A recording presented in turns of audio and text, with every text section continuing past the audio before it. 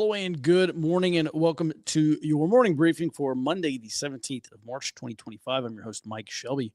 We started off today's show with another brief admin note. Your area study is the foundation for all emergency preparedness and community security. The question is, do you have the local information that you need to respond to an emergency? If not, then register for this year's Area Study Challenge. It starts tomorrow, coming up on Tuesday, 18 to 20 March. Tuesday, Wednesday, Thursday night, 3 different sessions, 3 different topics. It is free intelligence training. And I'm going to take you through step by step to getting your basic area study done. You can register over at www.areaintelligence.com. With that, good morning, Robert. Let's go ahead and jump inside the Beltway here. We start off with the Director of National Intelligence, Tulsi Gabbard. She says that she is probing intel community leaks. What's going on? Good morning, Mike. Yeah, this is I think the first sign of what the Trump administration's counterintelligence actions over some of these leaks is going to start taking form now. Tulsi Gabbard referenced a couple of things that actually happened under the under the Biden administration. And one of those was I think last year was that leak of Israeli military preparations. But this does look like the beginning of a counterintelligence strategy against what have been a lot of leaks that have alleged to come out of some of these agencies. I think even Homeland Secretary Kristi Noem has also said that they're looking at potential leaks coming out of DHS over the Trump immigration enforcement activities going on too. You're muted, Mike. This reminds me that from time to time, I will get an email or question, a direct message from parents, from younger people who are considering military service. And they say, Mike, what do you think? What MOS should I choose? Or a parent will ask, what advice should I give my son? He's thinking about joining the Army or the Air Force or whatever. Going to counterintelligence, it's going to be a big deal. I mean, it has been. It always has been a big deal. But I think more and more, counterintelligence is going to be an excellent career for a lot of people who are looking for an important mission and a mission that's going to be in high demand even through all these changes that we have from artificial intelligence. Go into counterintelligence. All right. Thanks for that, Robert. Let's move on here. So previously, there's been a lot of talk about trying to take FBI and move it out of D.C. And they were looking at this spot in Maryland, and I actually think they signed a contract or they bought some land. They're going to build this new FBI facility. And the reasoning is because they said there's a lower cost of living in this, Greenbelt, Maryland. They're also looking at a place in Virginia, but their argument was there's a lower cost of living, and so they can hire more people into FBI, and I guess more FBI agents would actually want to work out of the D.C. office. But Robert, apparently Trump has a different plan. Yeah, Trump said that he's going to cancel those plans to move the FBI headquarters in Maryland. And he also said that FBI Director Kash Patel told him that he has plans to move the FBI into an older unused office that was previously occupied by the Department of Commerce. That's about a quarter of the size of the current FBI headquarters, which I think is a sign. I think this is two things. One, a sign that Trump wants to have more control over the FBI or more direct influence over the FBI by keeping them in DC. And also this is a sign that, there's plans to push some of a lot of these FBI officials and agents that are in the headquarters out to the field offices, especially if they're planning to have basically a quarter of the capacity in the new FBI headquarters. Mm-hmm. Okay. And then this really looks aimed at weakening the centralized power at FBI and decentralizing the power, maybe to go after real criminals across the country. Would you say that's accurate, Robert? I think that is accurate. And that seems to be what a lot of the Trump administration is signaling, is that they want to depoliticize the FBI. Mm-hmm. All right. Makes sense. Let's move on here to the last item inside the Beltway. Another federal court judge has blocked a Trump administration priority. What happened over the weekend? What's going on? Yes, this was a big legal fight over the weekend, and this judge, he's a federal district judge, James Boasberg, actually called a hearing on Saturday over this to block Trump's invocation of the Enemy Aliens Act. The Trump administration also filed an emergency appeal to the Supreme Court last week at the end of the week. And what they're asking the Supreme Court to do is rein in these nationwide injunctions issued by the lower federal courts like District Judge James Boasberg. What I think this is important, this fight is important, is because there was an article put out where some people who are from the Trump administration saying that Stephen Miller, who's a special advisor to the White House, and Homeland Security Secretary Kristi Noem, after this Alien Enemies Act order leaked, they tried to hurry and get some of the planes that were sending alleged members of Tren Agua, MS-13, to El Salvador. So they actually landed before this judge issued his temporary restraining order. And I think this is important because I think some figures in the Trump administration are trying to speed up this legal fight, because the Trump resistance and the Trump administration are, I think, racing to get ahead of this constitutional crisis narrative. One of the major figures in the Trump resistance is Mark Zaid, a prominent elections lawyer. And he said after the revelation that these planes had already landed in El Salvador, that this was a, quote, true constitutional crisis and is going to lead to an impeachment attempt against Trump. I think an impeachment attempt is unlikely, and if it were to happen, it's not going to succeed. But this is part of the Trump resistance, I think, attempting to manufacture a constitutional crisis through these lawsuits, and they're pushing these judges to expand these temporary restraining orders. Mm-hmm. Robert, one of the things that you and I have talked about for the past couple of weeks is we know the Trump administration wants some key rulings here for the Supreme Court. I'm sure the Supreme Court is going to rule on these. It seems like as the quote unquote crisis ramps up, the likelihood of an expedited Supreme Court ruling is, I think, almost certain at this point. However, what if the Supreme Court rules against the Trump administration, and they actually do say that any federal court judge can issue an injunction against the Trump administration? Should we just expect, or maybe not expect, the Trump administration to just do whatever they want because Trump says he has a mandate? So my analysis on this is that the Trump administration is quietly pushing as far as they can without openly defying these temporary restraining orders. If the Supreme Court does side against the Trump administration, which is possible, the only 4 justices that I am confident in saying 100% would break for the Trump or decide for the Trump administration are Thomas, Alito, Gorsuch, and I forget which one of the other conservative justices actually put out that dissent last week. But basically, he's got 4 on his side, I think, locked in. And the questions are Amy Coney Barrett and John Roberts. So I think Roberts would likely side with the Trump administration because of the risk that Trump could just say, pull an Andrew Jackson and tell them to enforce it. And that takes away some of the authority of the core of the entire federal judiciary. Mm-hmm.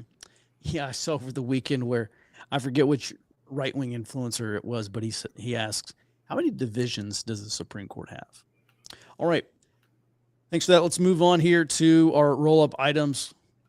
Robert, I'll just let you go through these one by one. So in a social media post on Truth Social over the weekend, President Donald Trump said that some of these last-minute pardons issued by the Biden administration, especially ones for former members of the House January 6th Select Committee, were, quote, void and of no further force or effect. From my understanding, presidential pardon powers are effectively absolute, but to me, this looks like a signal that Trump does intend to go after these, former committee members with his Department of Justice and put this question in front of the court so we could see a legal fight over how far presidential pardons actually go. And then the Federal Communications Commission announced that they're forming what they're calling the Council on National Security. And the idea is to counter cyber threats from foreign adversaries against U.S. telecommunications. And they said this is specifically targeted at countering the Chinese Communist Party and the Salt Typhoon and Volt Typhoon attacks on critical infrastructure. And then the Energy Secretary, Chris Wright, said that construction on a natural gas pipeline in the Northeast is likely to begin by the end of the year. this is involving an energy infrastructure company called the Williams Companies, and they said that this pipeline project is only going to move forward if it gets support from governors in the Northeast states, because they're worried about permitting delays and legal battles from groups, these conservation groups and environmental groups filing lawsuits over the pipeline construction. I think one influence on this is actually this Canada tariff fight, because there were threats from Rob Ford to cut off the energy that is sold across the border into these Northeast states and some of the Midwest states. And I think these threats of either cutting off or increasing the price of energy imports from Canada could motivate these Northeast governors to get on board with this pipeline, because these Canadian energy imports have effectively allowed these Northeast states to claim that they're implementing green energy policies while still maintaining a base level of energy supply. All right. Thanks for those roll-ups, Robert. We'll move over to Jared. And Jared, just briefly, let's go through your global roll-ups. Absolutely. So South African President Ramaphosa is trying to mend the U.S.-South African relationship after U.S. Secretary of State Marco Rubio declared the ambassador to be persona non grata, basically meaning, hey, we're not going to deal with you, and we may even just kick you out. Now, the ambassador previously declared the Make America Great Again movement as a white supremacist movement in a public seminar. Over in Asia, Japan is planning to deploy long-range anti-ship missiles to the southwestern islands by the end of March 2026. That's their fiscal year, which starts, I believe, April 1st this year. The Japanese government is currently assessing each island to determine which one is the least likely to raise tension with China and also least likely to cause a strike on a civilian population. So Okinawa is already pretty much out. It would do both of those. But things like the Nansei and Senkaku Islands, which are right next to Taiwan, those are open-ended. And this would allow Japan to strike basically anywhere in the blockade, any potential blockade from China around Taiwan. The U.S. sent a special envoy over to the Democratic Republic of Congo to discuss a meeting to offer security assistance in exchange for access to their critical minerals, which we discussed last week. The Democratic Republic of Congo was actually the one that opened up this conversation, saying, hey, we want you to help remove China's dominance in our minerals sector. And lastly, according to anonymous officials in the Brazilian government, Brazil is planning to propose using blockchain technology to facilitate trade between BRICS members. Now, the officials stressed that this is A, not an alternative to the dollar, B, does not target any nation, and C, is not meant to, quote, antagonize President of the USA, Donald Trump. When the reason they're messaging there is that President Trump, upon taking office, threatened a 100% tariff against the entire BRICS bloc if they if they continue forward with trying to displace the dollar. Mm-hmm. Yeah, I don't know. Some of these BRICS countries have been talking about blockchain and BRICS digital currency for a long time. I don't see how it would significantly improve their trade. I mean, realistically. All right. Thanks for that, Jared. Let's go ahead and move on to today's warning items. Starting off with some low intensity conflict indicators. I am starting to see some of these protests and direct action groups warm up, and that has been the assumption for a while, that as the Trump agenda is implemented and warmer conditions spread across the United States, that these protest and direct action groups would get more active. And I just we've seen a lot of low-level protests for a while. I actually think activity is probably rising at this point. Here's a roll-up of things that I'm looking at. So we start off with Indivisible. It's a national activist organization of mainly like progressives. They're running a Musker Us protest over the next week from 15 to 23 March. The AFL-CIO is scheduled a week of action for the week of 17 to 23 March. On the 20th, there's a USPS, so U.S. Postal Service workers. They are organizing a national protest against possible attempts by the Trump administration to reorganize or even privatize the Postal Service. Next, there's a hands-off day of resistance or day of action that's being planned for Saturday, the 5th of April. Activists say they will, quote, march, rally, and disrupt at state capitals, federal buildings, congressional offices, and city centers. Activists have also scheduled another blackout boycott for the 18th of April. There's also a week-long boycott of Walmart that is scheduled from the 7th to the 14th of April. Chicano power groups are planning a mid-April convergence in Los Angeles, California. They say that they've previously in Los Angeles, there's something very interesting going on in Los Angeles. I also have noticed this in Phoenix and I think Tucson, maybe some other cities. This image here on your screen, this is one of their, I don't think they call themselves Ice Watch, but Ice Watch is another one of those groups. I previously talked about some efforts in Asheville, North Carolina, where it's these pro-immigration activists, progressive socialists, left-wingers, and they just drive around town looking for police vehicles and reporting them, also looking for unmarked police vehicles. There's, I think, 3 or 4 different types of vehicles they'll call out. And, you know, things like blacked-out Chevy Tahoes, et cetera, Ford Explorers, things that apparently ICE is using, these unmarked vehicles. And so coming up in mid-April, there's going to be this convergence in Los Angeles. Also, left-wing organizers are planning large-scale May Day protests, and that's coming up on Thursday, the 1st of May, International Workers' Day / May Day, and that could feature direct action. So a lot of people have assumed correctly that protest groups will warm up alongside the weather. That's a fair assumption. I think we are now seeing this following pretty lackluster and low-level protests since Inauguration Day. I'm finally seeing some indications that activists and direct action groups are becoming more active. My top concern by far, when I look at the next 3, 6, 12 months, my top concern by far is economic and or financial instability. I think that is going to be one of the greatest accelerators of civil unrest because it's going to raise the social temperature. And we're already going into, I think, at least probably a period of some economic turbulence. And that's exactly what the Trump administration has been telling us for the past few weeks now. So it could be a really warm summer, frankly. All right, let's move on here. Back to Robert.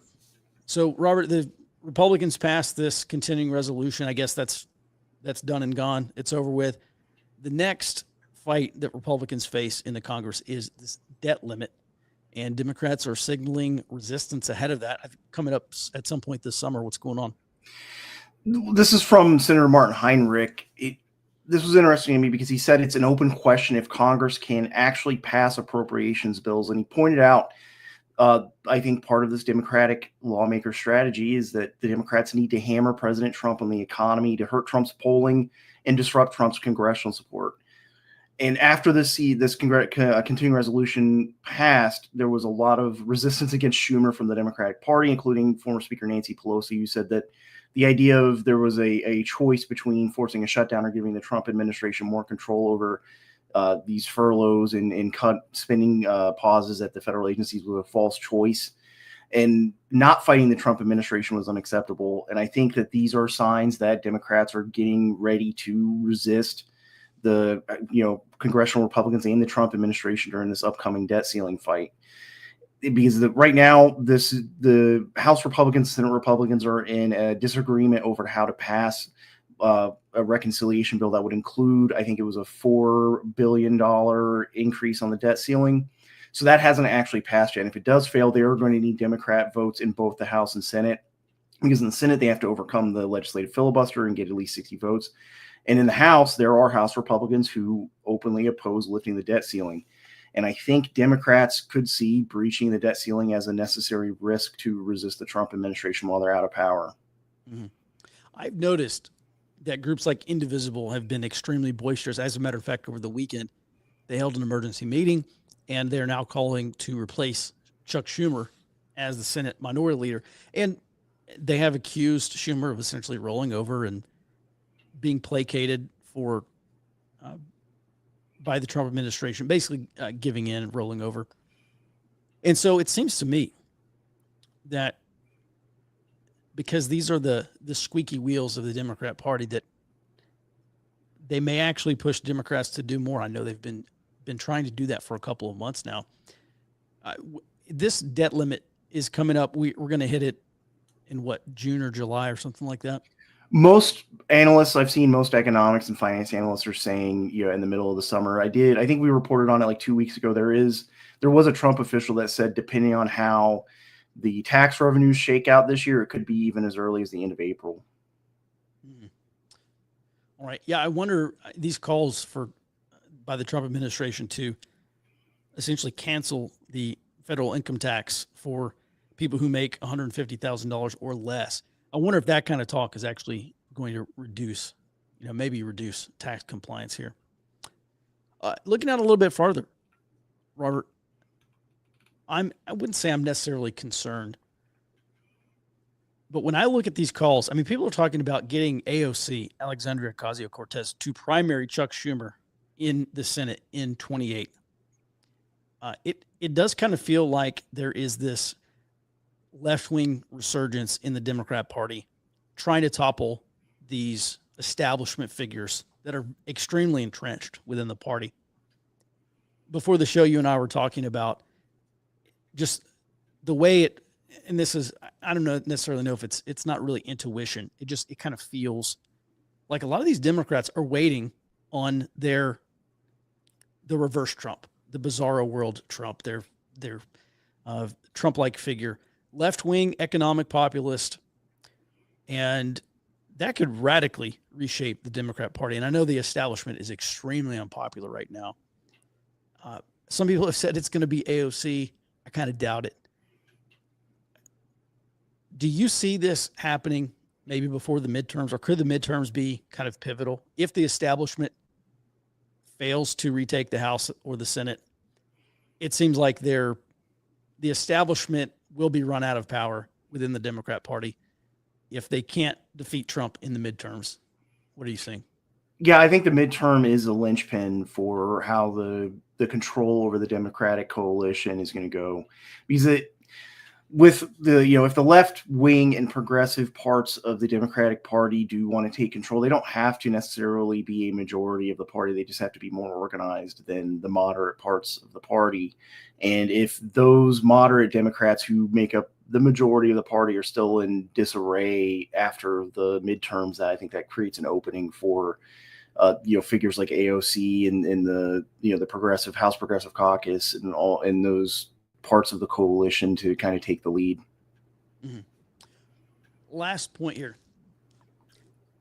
A lot of people have wondered, a lot of people thought 2024 was going to be the next 2020. And I saw some people that say 2025 is going to be the next 2020. I pushed back on that starting summer of last year because I was just looking at all these far left groups, and I said, they don't have it. They don't have they have a lack of urgency. They're still disorganized. They're not actively preparing for another large scale national type riot that we saw, national uprising that we saw in 2020.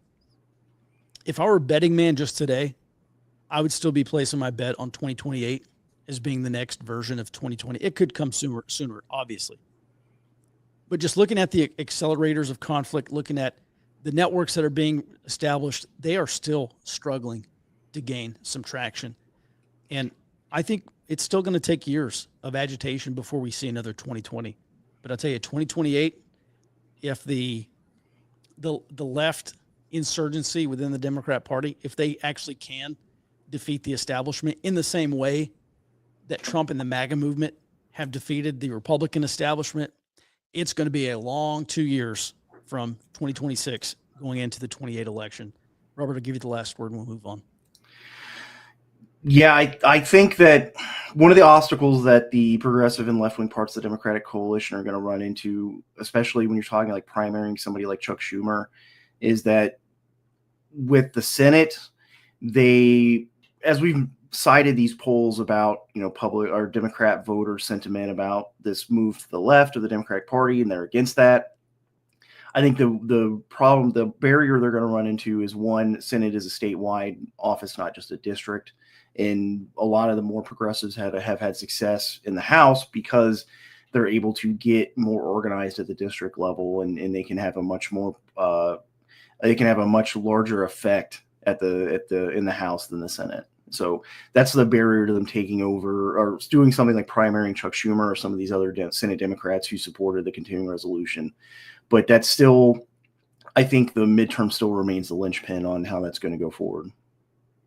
Mm-hmm. All right. Well, lots still to come there. Thanks for that, Robert. We'll move on. This is also interesting. We've seen a number of states debate these anti-paramilitary laws, basically outlawing any kind of militaristic organizing like firearms training or anything like that. Apparently Nevada is the next state to take a look at something like this. So what's going on? The Nevada state legislature, they're considering what's called Assembly Bill 119, and this would amend their already existing state law and allow their attorney general to effectively preemptively investigate paramilitary activities and get court orders against people who they suspect to have knowledge of paramilitary activities. And this is a major expansion because every state has some type of paramilitary law, but as far as I understand, a lot of states, it has to do with, banning the public parades while carrying arms, engaging in law enforcement type activities as a paramilitary group. Or here in Florida, it has to basically you have to be conducting paramilitary activities in furtherance of another crime. However, this new bill would expand that to create basically a pre-crime kind of situation for paramilitary activities in Nevada, and it's being pushed by the Georgetown Institute for Constitutional Activity and Protection, and their director is Mary McCord, who's a former DOJ prosecutor, and apparently they've been doing similar pushes for expanding anti-paramilitary laws across the nation.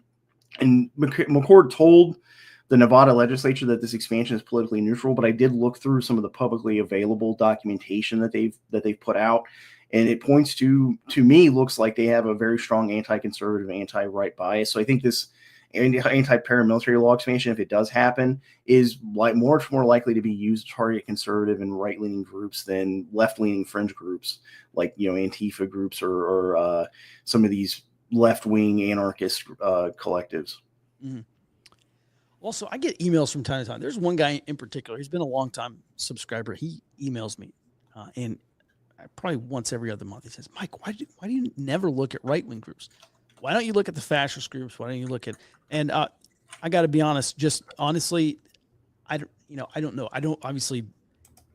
A lot of these right-wing groups, they're not burning down buildings. They're not trying to blow up cop cars. They're not trying to start massive fires at Tesla dealerships. I mean, you look at like a group like Patriot Front, and they hop out of a U-Haul, they march around and yell for 15 minutes, and they're back in the U-Haul and they disappear. And I don't think there's a huge pressing need to really go into deep on some of these groups, at least not yet. If they start becoming violent, then that may be a different story. But I tell you, Robert, everything I'm seeing for this, I guess I'll leave it here. We talk about economic instability, financial instability, recession, whatever, becoming an accelerator of far left organizing and direct action.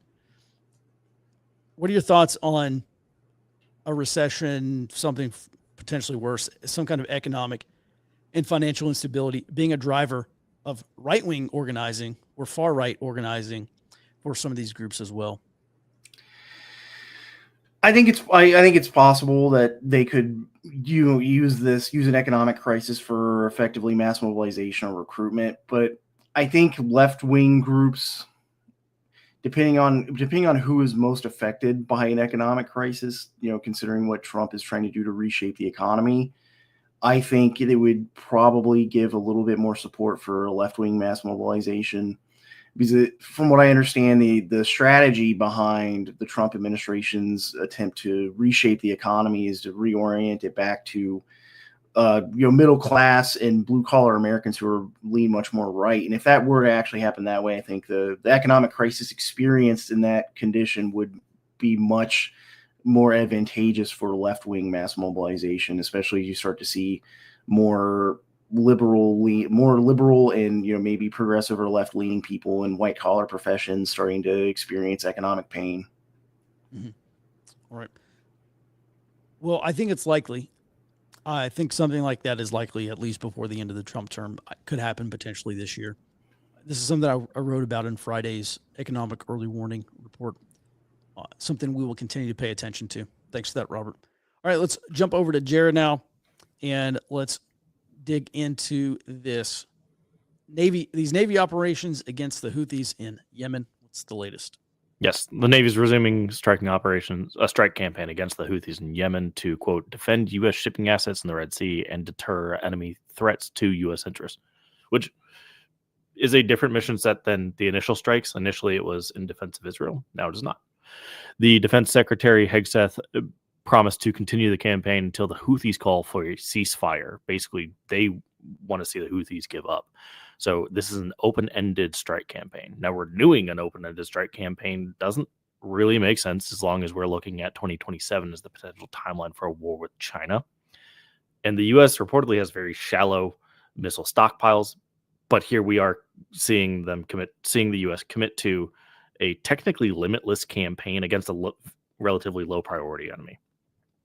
And I think this discrepancy is going to create a level of ambiguity about the U.S.'s actual munitions reserves that is likely unacceptable for China for a potential high-intensity conflict in the next 2 years.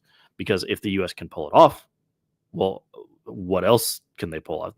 Basically, it causes a lot of issues of how many missiles do they actually have? Do we even know? We as China. I'm reading here, Jared, just to give people a sense of how difficult, or maybe how difficult a targeting challenge this is. According to the U.S. State Department, Yemen is roughly the size of California and Pennsylvania combined. So and a lot of that is, I'm sure, sparsely or not populated because we're talking about a desert here. And I don't know a lot about the Yemeni government run by the Houthis there, but it seems like this is a massive targeting challenge for, if you want to go in, you want to decapitate the Houthis. I'm not sure if that's possible. You at least want to go after these weapon caches and try to destroy as many of these ballistic missiles as possible. Jared, just from a targeting perspective, this is not a months-long problem. This may be a years-long campaign or longer. What's your take on that? Absolutely. I think maybe the Trump administration is trying to make it a months-long problem. This picture here is actually from over the weekend. And if you know what you're looking at, this is fairly impressive. I count at least 4 different missile shots from this destroyer alone. And it was matched with airstrikes and other missiles and cruisers firing. So it looks like they are at least trying to kind of do a shock and awe campaign of sorts, but without the land component. So maybe they are trying to make it a months-long campaign where it's just they destroy everything and really hinder the Houthis' ability to actually continue. But every time that the Navy has done this previously, it does not succeed. The Houthis, it seems like they have a very robust system to get missiles where they need to go. I'm sure they're dispersed, being backed by the Iranians. Jared, is it fair to say they probably have underground bunkers that are hardened against these sorts of airstrikes and missile strikes? Probably. I don't see any reason they wouldn't. Mm-hmm.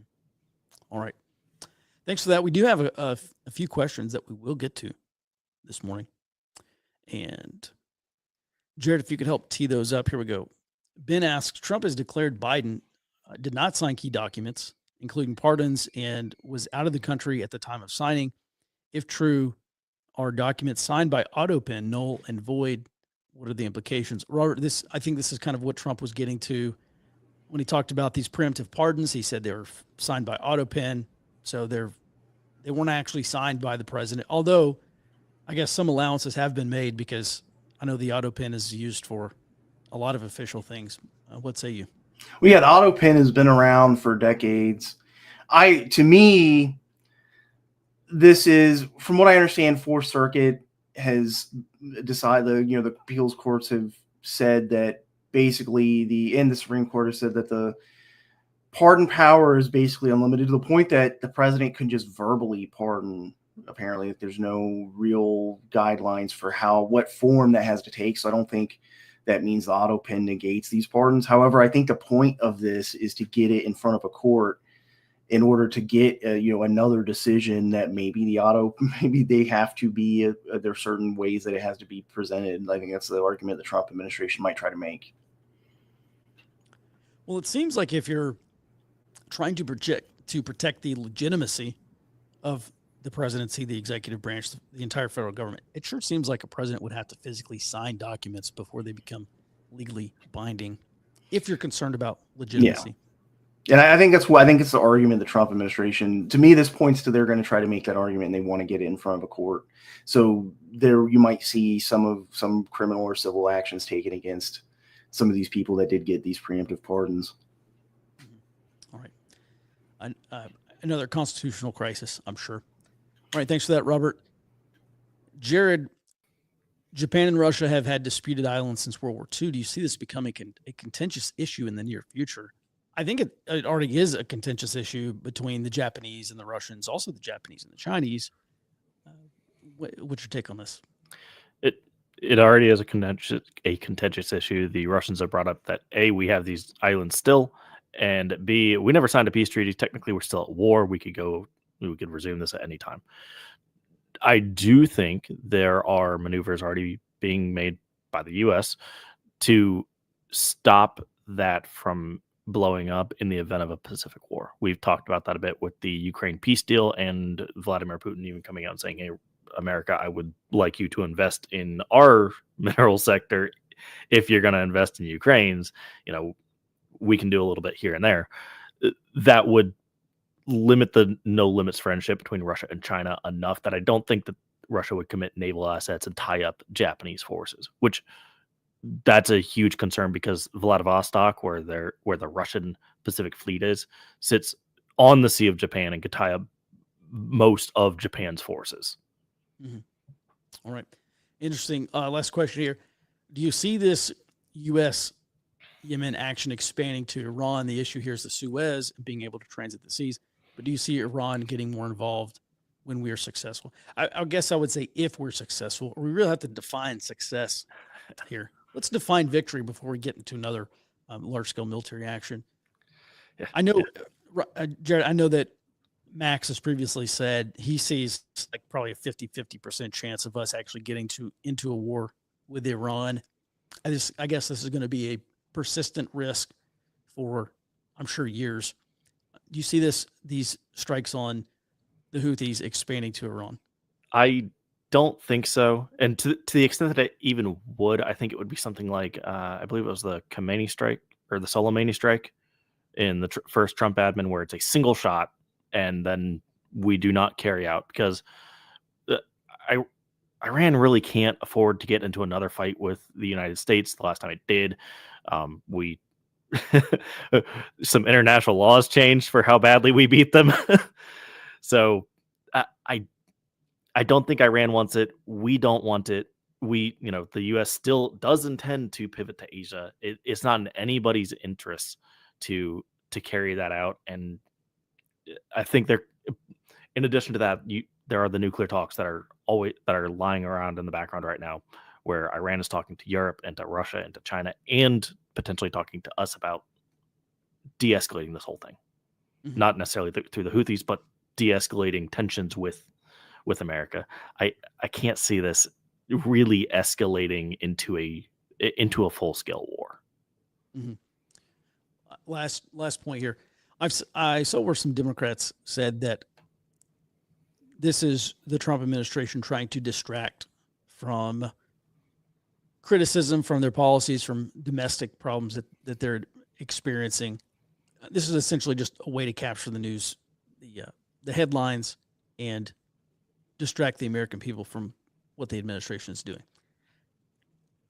Which maybe, I don't know, that's their accusation. President Trump said this was about being able to send U.S. ships back to the Suez Canal, and how it's been a year or longer since any American commercial ship has transited the Suez. Yep. And so they've got to go all the way around from the Horn of Africa down to South Africa, and then back up to Europe or wherever they're going. And it adds how many days or how many weeks, Jared?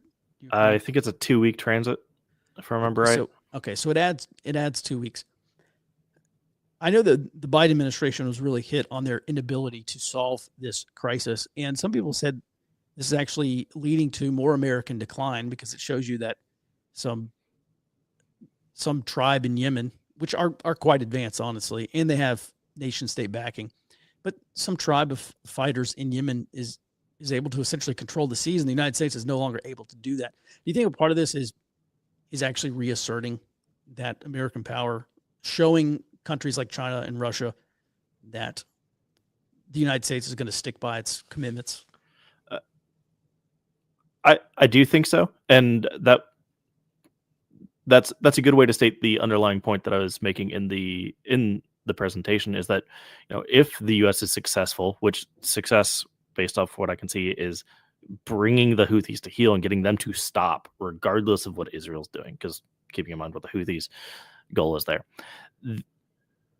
then that would show that not only can we reopen a trade route that was closed and is very easy to close, but all of this talk of, oh, well, the U.S. doesn't have the power to do anything anymore is not quite as strong as what people have been led to believe.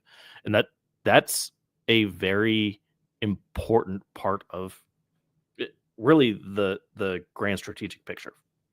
Russia, I think, is coming alongside, but for China, that's huge. For the Asian allies that are over there, that's enormous. If the U.S. can prove, hey, we can handle this, no problem, and we're going to come back and back you guys up, the coalition over in Asia is going to be a lot stronger. They're already, shoving away any kind of question that the U.S. that they would back off of Asia anyhow. So this would just be another step in that rung, or in the ladder of, yes, they are strong. They're here to back us. We are going to push on China. Mm-hmm. All right. Thanks for that, Jared. Thanks, everyone, for your questions. Thanks for watching. That's going to do it for today's morning briefing. We'll be back in your inbox tomorrow morning, back on the show starting at 09 Central Time. One last note. If you still have concerns, maybe you don't have all the local information that you need ahead of the next national crisis or the next regional or local emergency, then head over to www.areaintelligence.com. Register for this year's Area Study Challenge. It's coming up starting tomorrow. It's free training. I'm going to show you exactly how to do your basic area study. Again, www.areaintelligence.com. Go register for free. All right. Well, everyone, until tomorrow morning, be well and stay out front.